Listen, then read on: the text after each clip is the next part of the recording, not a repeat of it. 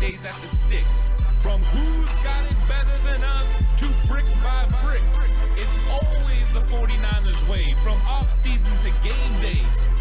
Yeah, we talk back. It's the 49ers Cutback.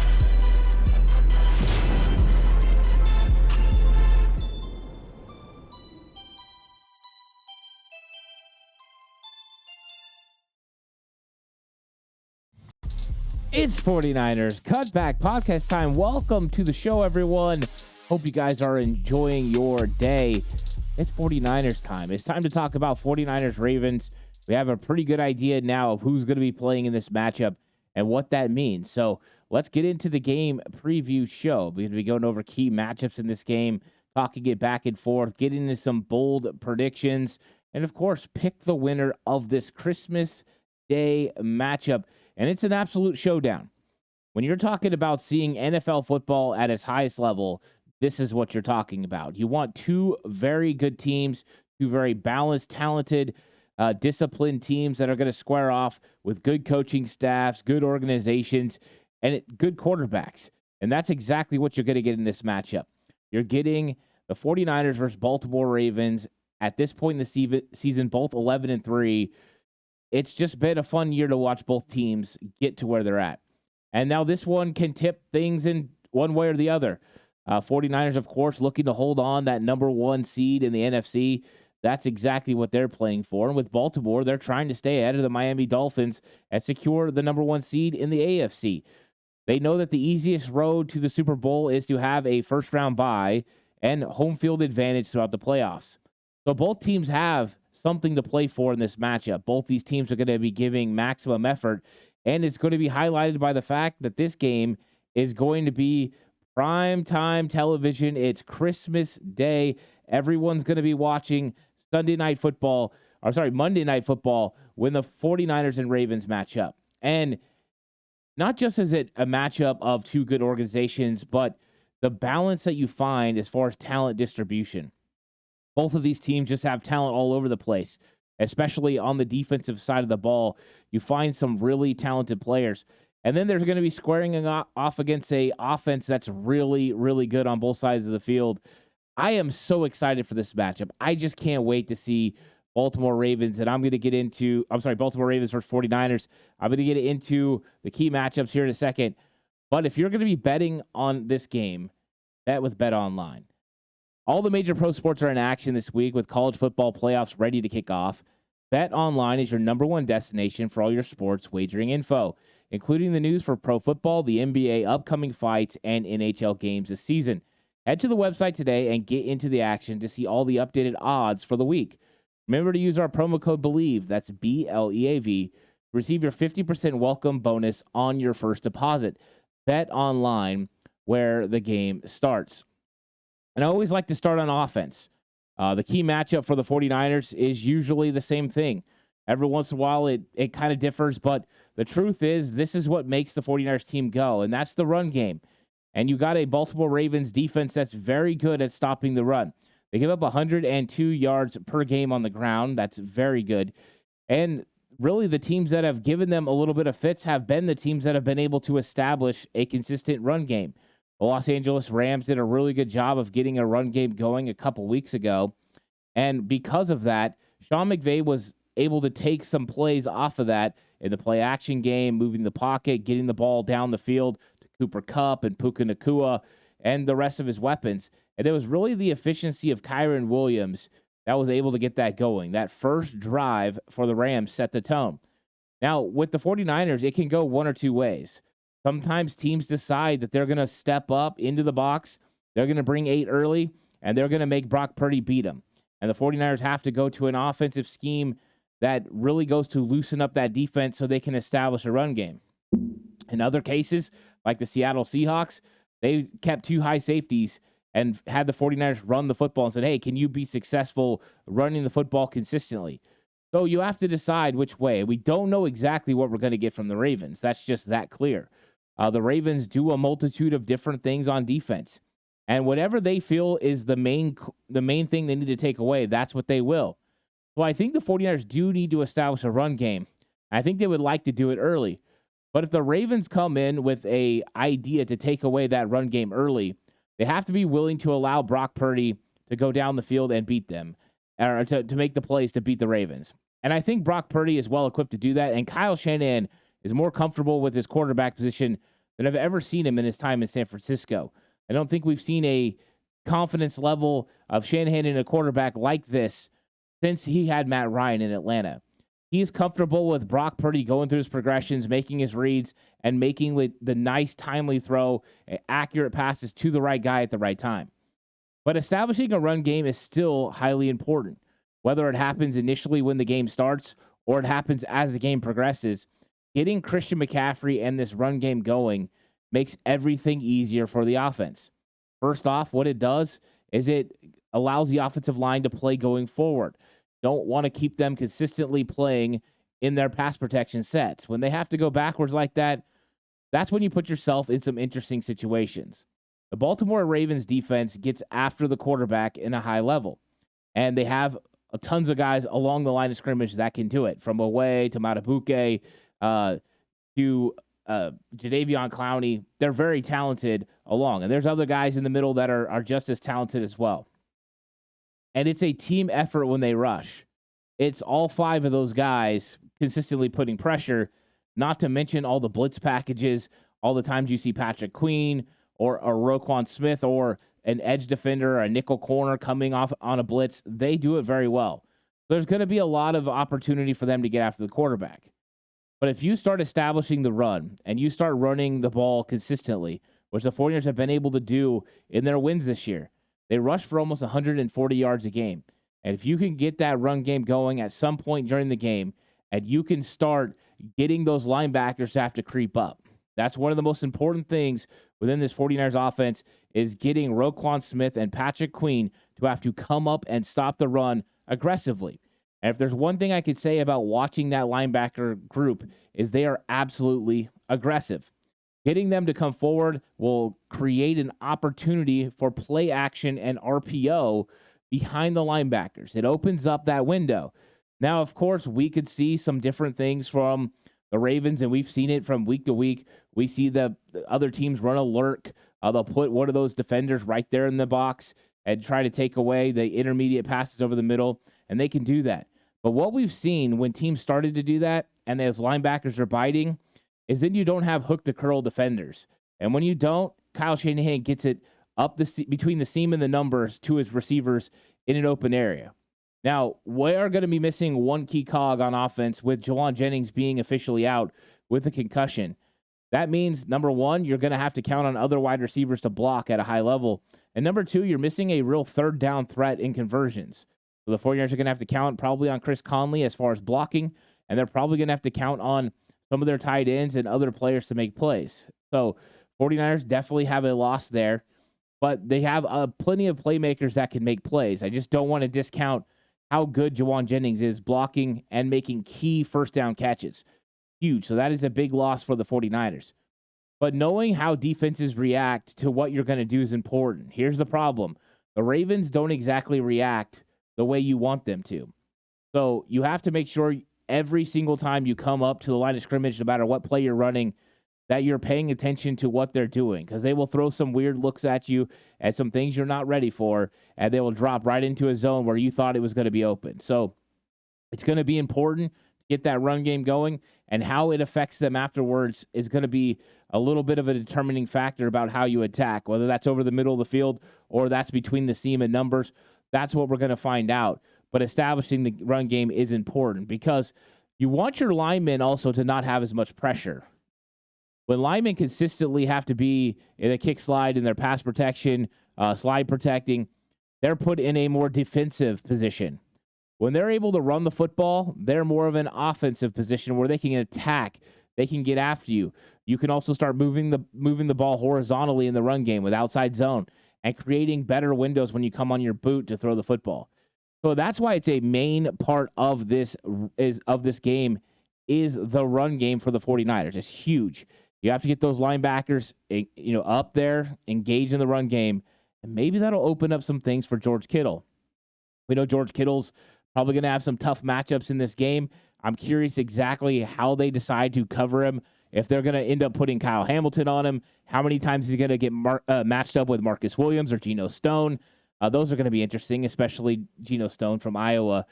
So that will be a fun matchup in this game. And I think it definitely could be something the 49ers look to do. No Jennings, probably more reliance on George Kittle. We'll see how that one plays out. And, of course, you have McCaffrey. And I talked about this earlier in the week with matchups the 49ers have to exploit. McCaffrey and Debo versus linebackers in space. And I know how good Roquan Smith and Patrick Queen are, but still finding reasons why they're not the best at everything. You can find a little matchup here and there that you like. And even though those two are fantastic, they're aggressive, they hit, they run, and they track, and they play pretty good coverage. Just like with any linebackers, whether it's Fred or Dre or whatever, if you get matched up with a prime playmaker like Debo or Christian McCaffrey in space, you're going to struggle. And I've seen Fred and Dre in practice so many times at training camp, and as good as they are, they can't cover Christian McCaffrey or Debo Samuel in space. It's so tough to do. Number one, their route running is so good. But two, they're just so smooth. And they can create separation using their body. They can create separation just with their route running. Kyle Shanahan can scheme it up. You can do it with motions and shifts. So that's a matchup I love. McCaffrey and Debo versus the linebackers. And it's strength on strength. I mean, those are two of the best linebackers in the entire league. So ding, ding. We talk about heavyweight fights. This one's going to be one of those good ones. But establishing the run game and then winning on those keys with McCaffrey and Debo, you got to be able to win the time of possession. Winning the time of possession is going to be so important in this game because if you can have the ball, you can keep that Baltimore offense off the field while wearing them down. And that's going to be one of the keys in this game is just making sure that you stay on schedule on first and second down. Make sure that when you come up, it's third and short so that way you can get conversions, you can take care of the football, you can go on long drives. Now, the 49ers over the last few weeks have had so many explosive plays. And, that's one thing that can definitely hurt. If you have so many explosive plays, your defense will probably play more time on the field. I mean, it's that simple. The 49ers haven't been winning the time of possession, but they've been scoring 45 points. You want to have a balance. You want to be able to play really close in time of possession or win time of possession while still having explosives. But when you have so many, it's not a bad thing, but it just means there's going to be a tougher sledding for your defense. They're going to be on the field more, which means as the game progresses, they're going to get more tired. It's just one of those things you have to deal with. But establishing a run game kind of opens up everything, for this football team. And we know that the 49ers want to take advantage of using motions and shifts to get matchups you're looking for. And I think they're going to be looking to do that in this game. Another thing I want to go over quickly on offense is Brock Purdy versus the blitz. Brock Purdy's been very good against the blitz. The Ravens come with some of the most detailed design blitzes that I've seen. They're really, really good, and they come from all different areas. They can definitely put you in a world of hurt getting a free rusher on you. So that's going to be something the 49ers want to take advantage of is making sure when they do blitz, you can hit them with it. You want to make sure you get it to your hot read. Make sure you have blitz beaters. There's going to be things that they do in this game to do that. Another thing that I think the 49ers need to do in this game is I think the 49ers need to have some situations where they have four receivers to one side. And this has been pretty consistent for the 49ers. It puts defenses in a world of hurt. And I think what it could do against the Baltimore Ravens is cause them to drop off one of their outside linebackers in space. 49ers did this to the Philadelphia Eagles, and they did it pretty successfully, forcing Hassan Reddick, forcing Sweat into coverage because they have to take a little bit of a zone away. And by doing that, you make it so they only rush four. Maybe they rush four and then blitz, but you get one of their really, really good pass rushers in space. And the 49ers can do that and run it to Jadeveon Clowney's side. You might be able to get Clowney in space in a matchup that you like. Just a little food for thought, something to watch in this game. Get three receivers to one side, have McCaffrey on that side of the quarterback, and you have four eligibles to one side of the defense, and just see how the defense handles it. I think that could be a key matchup in this game, is just getting that to happen, because let's just be honest, you want to get as many of those guys in space as you can. When you talk about yak yardage, that's where the 49ers are really successful. Well, the Ravens are the best tackling team after the catch in the NFL. They give up 4.4 yards per catch after the catch. 49ers are at 4.5. So these are two of the best teams in the whole league at tackling and preventing yak. You look at the 49ers, they're the yak monsters, the yak attack, yak bros, whatever you want to call them. They have to make sure they get yards after the catch, and the Ravens are going to make it so they have to earn every single inch that they possibly get on the field. So this is going to be a really, really good matchup, offense versus defense.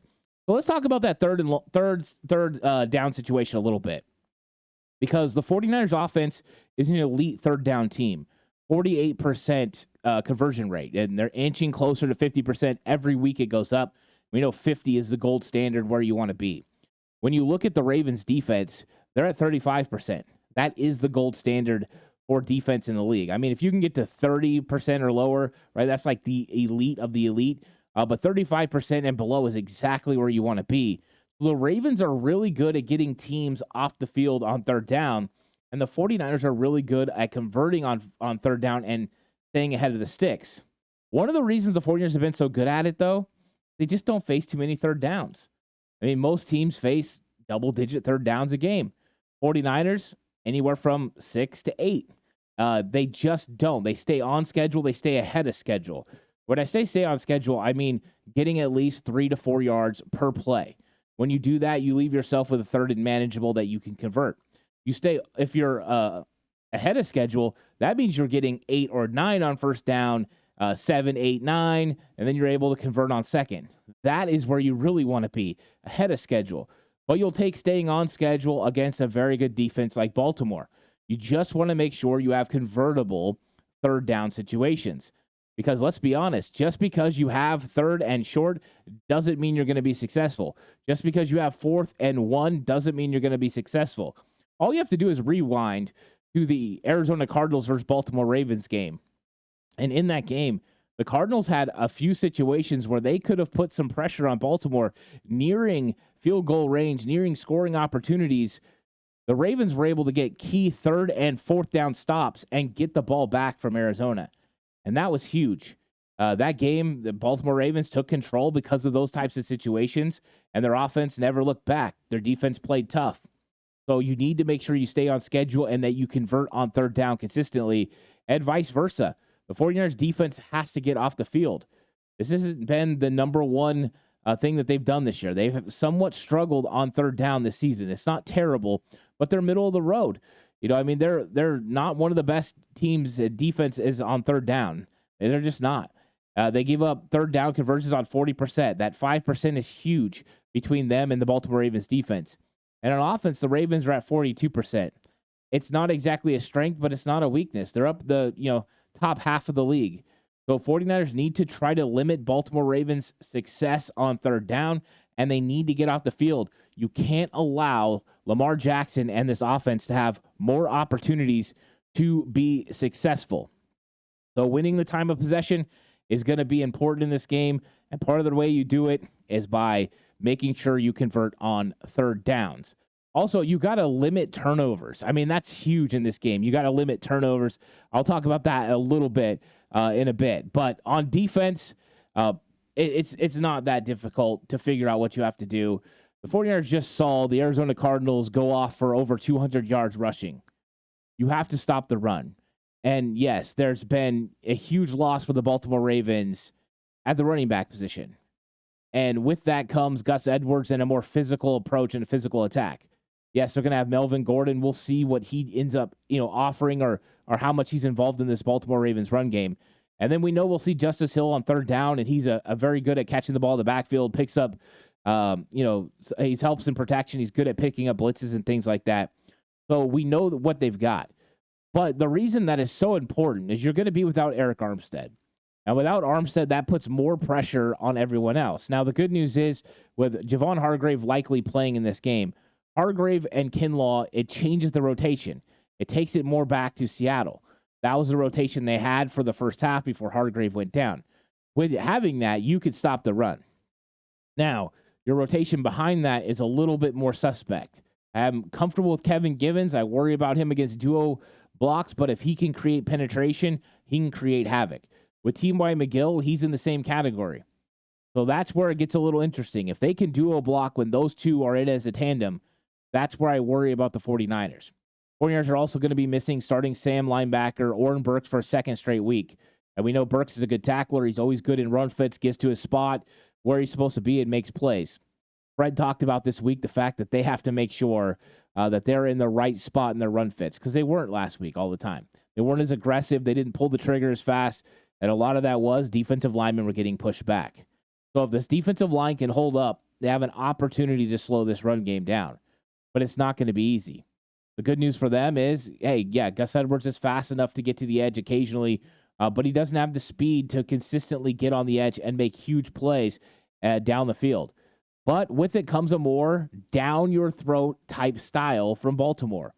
They can get right on you. They can pin and pull. They can duo block. There's going to be some interesting matchups there. We know that pulling is something they do in their game, and part of the reason why is because Lamar Jackson makes it difficult for you to overcommit to stopping them when they pull. Lamar puts so much pressure on a defense. And one of the keys to stopping this Baltimore Ravens defense or offense is to put pressure on Lamar. And you got to keep putting pressure on Lamar. Lamar Jackson has, definitely started creating in the passing game a lot more from the pocket than he did in the past. He's definitely grown.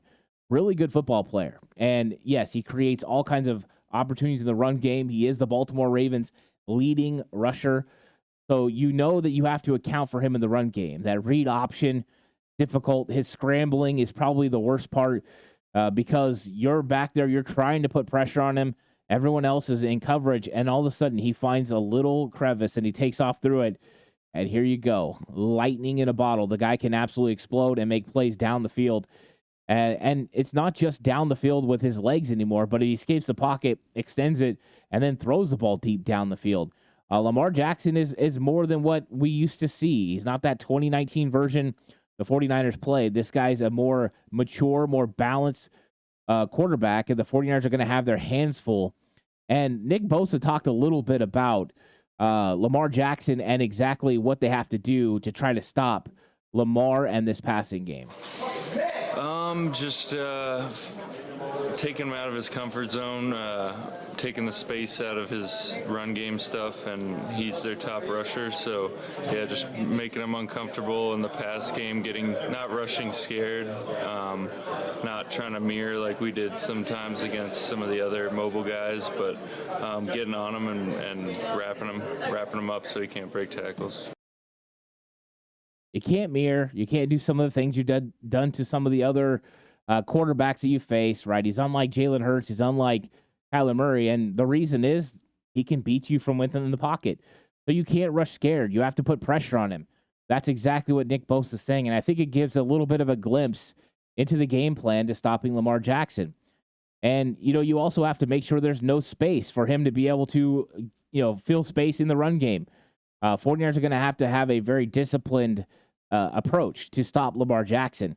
He's a very talented guy. And let's be honest, if the 49ers can some way neutralize or slow down Lamar Jackson, they have a really good chance to win the football game because Lamar Jackson is the key cog for this team. And a lot of quarterbacks are, but Lamar is a key cog, not just in the passing game, but in the run game as well. And his explosiveness off the edge makes it so, you want to crash, you want to take away that play to the middle, that dive, as Steve Wilkes calls it, well, that's fine. Lamar's going to pull it around the outside. And if you decide that, hey, on this one, we're going to switch and it's going to be the linebacker's responsibility on Lamar, number one, Lamar's a good enough athlete. He can beat you in space. 49ers have to be really good at tackling this week, really good at leverage this week. It's very important to be disciplined and make sure you don't let Lamar Jackson in the open space. But the problem with it is you do that, and all of a sudden they start running RPO. And your linebacker moves and vacates his area where he's supposed to be, and they run a little slant pass behind it to Odell Beckham Jr., Zay Flowers, who, let's be honest, with the ball in their hands are absolutely dynamic. So it creates some interesting dilemmas for the 49ers. So they know they got their hands full. They got to get after Lamar Jackson. Don't expect to see the Jalen Hurts treatment that you saw. It's going to be different. Lamar is just a different beast, and that's what you're going to have to do. But I like what Bosa said, make him uncomfortable. And I think that's always the key for any quarterback, and doing it is easier said than done. We've seen the 49ers make several quarterbacks this year look uncomfortable. When they did, they had great success. The ones who didn't look uncomfortable picked the 49ers apart. Joe Burrow did not look uncomfortable against the 49ers. Now, that was a different type of game plan and a different type of way that the 49ers played. That was pre-bye week. Since then, the 49ers have definitely changed. They've disguised more coverages. They've got more intent on bringing pressure. It's a different style of defense, but this is the toughest test that the 49ers are going to face in a running mobile quarterback like Lamar, who also has the ability to win from the pocket, but also extend plays and go downfield. So how do you do that a little bit? Well, one way is to take away reads 1 and 2. And I know a lot of people are saying, hey, Lamar can read progressions, and I understand that. And the main key part of this is not about you just take away 1 and 2 and he can't do anything, but you take 1 and 2 away, and that's what gives your defensive line the opportunity to get home. Because if you take away 1 and 2, he can't get rid of the football as quickly. Now, one of the things I just talked about, Joe Burrow, part of the reason he was successful is 1 or 2 were usually open. But the 49ers have started playing more tight coverage. They've been in wide receivers' faces. They've been making it difficult. So if the 49ers can play sticky coverage and take away reads 1 and 2 and make Lamar get to the backside of his progression, or, even make him go through his progression with nothing being there, then you have an opportunity to get him down and get him sacked. Because he does hold on to the football, and when he scrambles, it does leave opportunities to get him down. He's been sacked 35 times this season. For a mobile quarterback, that's not unique. I think Jalen Hurts has been sacked more than him, but this is something you see. And for a guy like him, he wants to make plays down the field. And with a new offensive coordinator, he's been staying in the pocket more. It gives the 49ers some opportunity. You heard Nick Bosa say, we don't want to rush scared. You want to get after him, which means the 49ers intent on putting pressure and making Lamar Jackson feel uncomfortable by putting pressure. Now, they're still going to have to make sure they get wins against a pretty good Baltimore Ravens offensive line, but there are avenues to do so, all the while making sure you keep pass rush lane integrity, because if Lamar Jackson gets 6 inches of space, who knows what will happen. I will say this, going back and watching some of the games of the Baltimore Ravens this year, when teams have blitz, they have been able to get to Lamar Jackson and get him to the ground. So getting pressure on Lamar and getting sacks is not out of the question. It's just a little bit different. And then when it comes to the wide receivers, you have Zay Flowers, you have Odell Beckham Jr., you have Bateman, you have Aguilar. But when it comes to Flowers and Odell Beckham, respect the speed, but don't over-respect the speed. And I started this last week when I was talking about Rondell Moore and I was talking about Hollywood Brown. Is the speed factor a lot of times would force the 49ers to go ahead and play a bail coverage a lot of times in their cover 3, but give so much space that they would, when they drove on the football, it was easy catches underneath. And Ambry Thomas is one that really struggles with that concept. Now, he's gotten better and he's gotten better, but you have to make sure, even when you're supposed to give cushion, even when you're supposed to bail, that you don't do it so much that you leave them really easy opportunities underneath for very comfortable catches. Like I talked about, you have to take away reads 1 and 2. Well, if you're playing that far off, 1's going to be easy. So you have to make sure that you limit the effectiveness of that, make him go deep into his progression, and make sure that these receivers don't have easy opportunities. Of course, you never want to give up an explosive play down the field, but you can't let these teams strategically pick you apart underneath either. So that's going to be one of the keys in this game, is to not allow easy throws because you over-respect that speed. Now, I told you we were going to talk about turnovers, and we are. You have to make sure you win the turnover battle in this game. Both of them have been pretty good at taking care of the football this year. The 49ers have 12 turnovers on the season. Baltimore Ravens with 16. You look at takeaways, the 49ers have 25 takeaways this year to the Baltimore Ravens 21. So both teams, they can get their hands on the football as a defense. And if they do, that's going to enhance their opportunities to win this game. Winning the turnover battle usually dictates who wins games in the NFL. Convert on third down, win the time of possession, and get turnovers, and usually win the game. When you're talking turnover differential, 49ers are plus 13. Ravens are plus 5. So the 49ers are plus 8 over the Ravens. Of course, that doesn't mean anything. You need to be plus in this game. 49ers need to have the turnover advantage to make sure they can secure a win against the Baltimore Ravens. Sudden change plays are going to be huge in this matchup.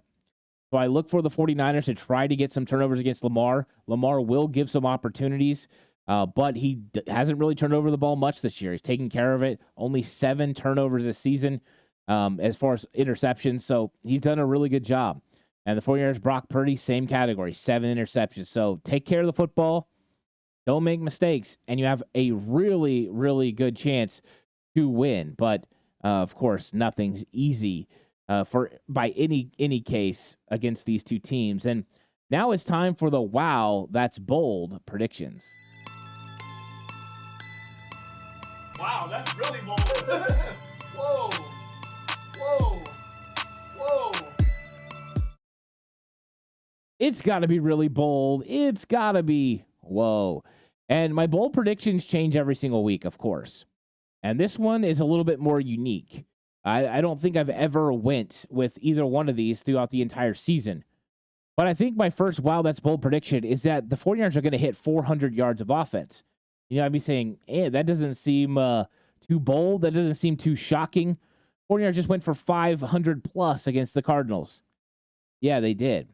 But here's the thing. The Baltimore Ravens defense gives up 287 yards per game. Very good. 49ers are going to go for over 400 is what I'm saying. So when you're talking about the opponent that they're playing, the 49ers are going to do it. And what do I talk about every single time when I talk about the yards and the tail of the tape? That you want to have about 250 through the air and 150 on the ground. I don't know if that's going to be the breakdown the 49ers get. I think it's going to be tough to get 150 yards on the ground against the Baltimore Ravens defense. But I think the 49ers are going to find a way to get 400 yards. And I think that's going to produce some opportunities for them to get touchdowns. But what it's going to do is win the time of possession. And that's the key. And you need to make sure you win the time of possession against the Baltimore Ravens. And then my other offensive wow that's bold is that the 49ers are going to go perfect in the red zone. And that might sound crazy. I don't know how many opportunities they're going to have. But I think when they get in the red zone, they're going to score touchdowns. The 49ers are the best in the NFL at scoring touchdowns in the red zone when they have an opportunity. And one of the bugaboos for the Rams when they played Baltimore, they couldn't score touchdowns in the red zone consistently. They kicked too many field goals. That can't happen for the 49ers, and I don't think it will. I think the 49ers are going to find ways to get touchdowns in the red zone, even though Baltimore is good in that area. Now, over on the defensive side of the ball, I used this one last week, and it was Charvarius Ward that had the interceptions. But I'm doubling down because I do think Deommodore Lenoir is going to have a good game. I think he's going to go out and compete. He's going to make plays. And he's going to have an interception. I really believe it. Demo is due for another interception. I think he gets one in this game. So let's go, Demo, the hyena, finally getting some recognition. I wish a lot more people understood how good Deommodore Lenoir has been this year. His ability to play outside corner, inside corner, that transition. It's one of the toughest things to do in the entire league. And he probably won't get enough respect for it. He'll fly under the radar. The only place he won't is with 49er fans and with the local media. Other than that, it's going to fly under the radar. So his teammates know how good he is. The fans know how good he is, and that's what's important. And if you're a Baltimore Ravens fan and you're watching this, check out number 2 on Monday. I mean, Deommodore Lenoir battles just so good. He needs recognition. Just the way that you guys, really like your guys, and you're always talking to me about making sure Geno Stone gets the recognition that he deserves, which he should. The same thing goes for Deommodore Lenoir. He's a really good player. And I think Dre Greenlaw is going to force a fumble. I think he's going to find a way. He likes to punch. And I'll be honest, I heard Melvin Gordon was going to play. I think a peanut punch by Dre Greenlaw could force a fumble in this matchup. And I think the 49ers get their hands on one fumble, and I think Dre Greenlaw is going to cause a fumble to happen. Now, here it comes. Score prediction. 49ers versus Ravens, Monday night, Christmas. I think it's going to be a great game. I think this game is going to go back and forth. I think there's going to be big-time plays from both offenses, big-time plays from both defenses. When it's all said and done, I think the San Francisco 49ers are going to win this. And I think they're going to score 30 points. I do. I think the 49ers offense is rolling at an all-time level. I think they're going to find some avenues to be able to score some points. And I think they're going to win this game 31-20. And I know that score might surprise everyone. And I think there's going to be times that they're really close. I just think the 49ers are going to make enough plays to get this thing done. I do think the Ravens are going to have some success on the ground without Eric Armstead being a part of the rotation. And I think they're going to find some cool matchups for them on offense versus our defense. But I do think the 49ers defense is going to hold up when it matters, and they're going to make just enough plays, and they're going to win this game. It's going to be a great one. I can't wait for Christmas. I can't wait for this matchup between two fantastic teams. whatever happens, whatever the outcome, these two teams are going to be a force in the playoffs. I do think the 49ers win. Could it be a Super Bowl preview? That's to be seen. There's a lot of games that have to be won still before that happens. But if the 49ers win, it puts them right in the position they want to be, the driver's seat, to be able to get that number 1 seed in the playoffs. So hopefully it happens.